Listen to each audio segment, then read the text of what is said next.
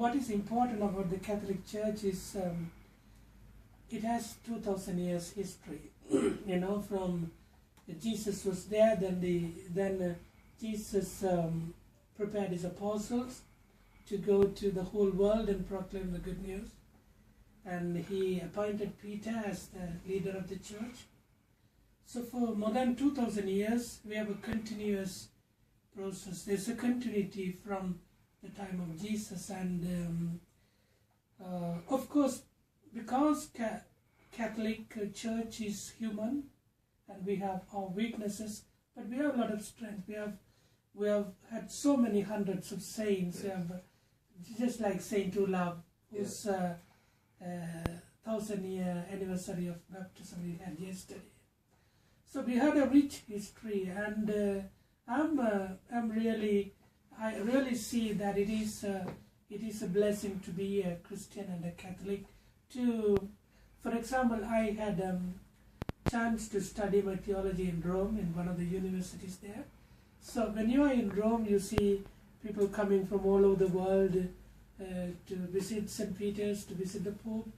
So you belong to a reality that embraces the whole world. So the Catholic, when you say the word Catholic, that means universal. So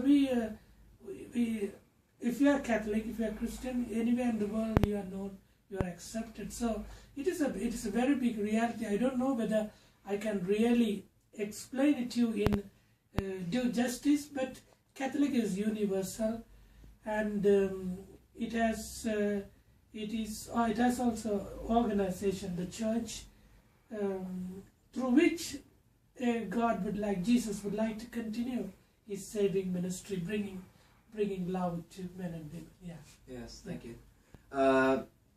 Why did you become a part of the Catholic Church? In fact, I was born a Catholic. I was baptized. I was born in a Catholic family in Sri Lanka, in the north of Sri Lanka. So the choice was already made by my parents. My parents were already Catholics when I was born.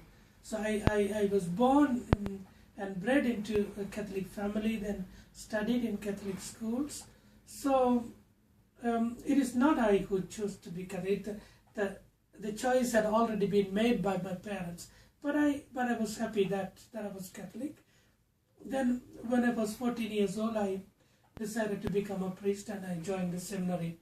But I was 31 years old when I really became priest, but I started my preparation for priesthood when I was 14 years old. Even younger than you, maybe, how old are you?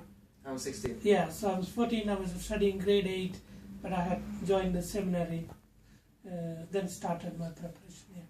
Alright, thank you. Why did you become a priest?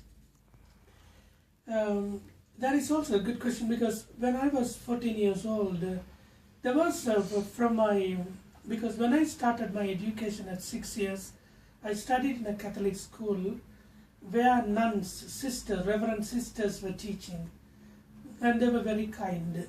And even from 6 years, I used to tell, I would like to be a priest or an engineer or a doctor. But the idea of becoming a priest got into me even when I was 6 years old. But then when I became 14 years old, then I was strong that I should become a priest. Then I went to the seminary. But at that time I didn't understand everything. But as I grew up, as I began to understand, then I thought, okay, this is what it will be good for me. And then I continued, yeah. Yeah. How is it to act like a priest? Okay, that is actually, to say brief, how is to act like a priest is to follow the ways that Jesus has taught us, every Christian. So every Christian is called to love one another. In the world there's a lot of wars and problems because people fail to love one another. So basically, a priest has to be a Christian first of all, but we're observing the basic commandment of love. But more than that, the priest also should be able to learn different field in order to guide people, because a priest is also a shepherd guiding people. So you have to learn different